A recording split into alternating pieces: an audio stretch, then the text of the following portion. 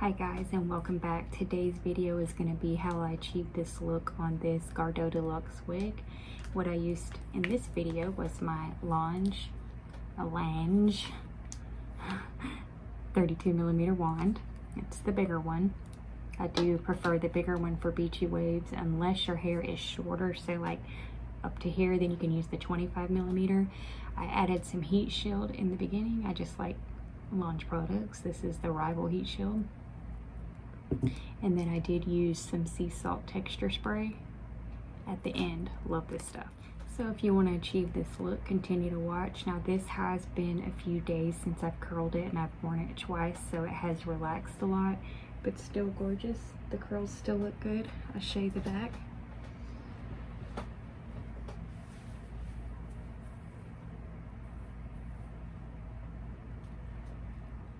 Now, thank you for watching.